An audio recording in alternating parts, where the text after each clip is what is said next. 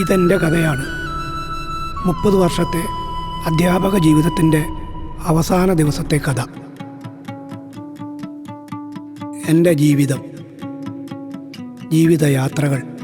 ഇതാ വഴിമാറിയോടുന്നു കഥ, പുതുലോകമേറുന്നു സദാ, ചിറകേറി മായുന്നു ജരാനരാ. റിട്ടയർമെൻറ്റ് ദിവസത്തെ പരിപാടികളെല്ലാം സ്കൂളിൽ തയ്യാറാണ്. ഞാൻ പടിയിറങ്ങാനുള്ള ഒരുക്കത്തിലും. പെണ്ണേ, ഞാൻ ഇറങ്ങുക, നിങ്ങളങ്ങ് വന്നേരെ. ഉമ്മ, ഞാൻ ഇറങ്ങുക കേട്ടോ, നിങ്ങളങ്ങ് വന്നേരെ.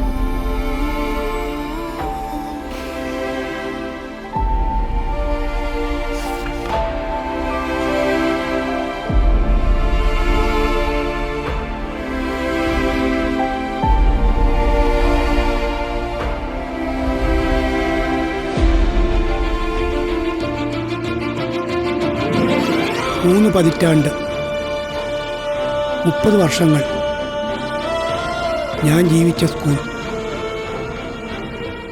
ഇനിയും ജീവിക്കേണ്ട സ്കൂൾ.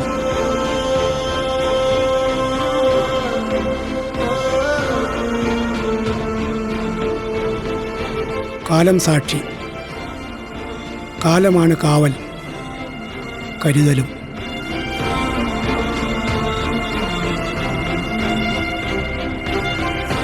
ഇവിടെയാണ് ഞാൻ ജീവിച്ചത്, ഇവിടെ മാത്രം.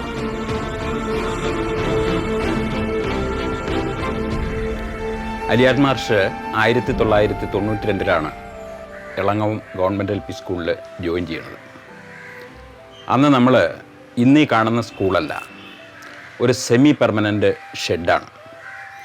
അതിൽ ഈ പരിസരവാസികളായിട്ടുള്ള കുട്ടികൾ അവിടെ വിദ്യാഭ്യാസത്തിനായി ആശ്രയിച്ചിരുന്ന ഏക സ്ഥാപനം ഇതേ മാർഗമുള്ളൂ. പിന്നെ ആ കാലഘട്ടത്തിൽ നമ്മുടെ പൊതുവിദ്യാഭ്യാസ മേഖല ഒരു വലിയ പ്രതിസന്ധിയെ അഭിമുഖീകരിക്കുന്ന ഒരു കാലമാണ്. ആ പ്രതിസന്ധിയുടെ നടുവിലാണ് അലിയാർ മാഷിൻ്റെ ഇളങ്ങവം ഗവൺമെൻറ് LP സ്കൂളിലേക്കുള്ള പ്രവേശനം. താരതമ്യേന യുവാവായ ഒരു കൊച്ചു പയ്യൻ എന്നുള്ള നിലക്ക് മാത്രമേ അന്നീ നാട്ടുകാർക്ക് അദ്ദേഹത്തെ പരിചിതമായിരുന്നുള്ളൂ. അതേ തുടർന്ന് മറ്റേ സ്കൂളിൻ്റെ ഭൗതിക സാഹചര്യം വർദ്ധിപ്പിക്കേണ്ടത് വളരെ അനിവാര്യമായിരുന്നു. ആ കാലഘട്ടത്തിലൊരു മഴ പെയ്താൽ ഇളങ്ങവം ഗവൺമെൻറ് LP സ്കൂളിലെ കുട്ടികൾ ചോർന്നൊലിക്കുന്ന ഒരു സിറ്റുവേഷനായിരുന്നു. അതിനുശേഷം ഇന്നത്തെ നിലയിലേക്ക്, അതായത് ഈ സ്കൂളിനെ ഒരു ഹൈടെക് സ്കൂളാക്കി ഉയർത്തിക്കൊണ്ടുവരുന്ന ആ തലത്തിലേക്കുള്ള അദ്ദേഹത്തിൻ്റെ 30 വർഷത്തെ അശ്രാന്തമായ പരിശ്രമം ഈ നാടിന് വളരെയധികം ഗുണം ചെയ്തിട്ടുണ്ടെന്നുള്ള കാര്യത്തിൽ യാതൊരു സംശയവുമില്ല. ഇളങ്ങവം സ്കൂൾ അറിയപ്പെടുന്നത് അലിയാർ സാർ എന്നുള്ള പേരിലാണ്.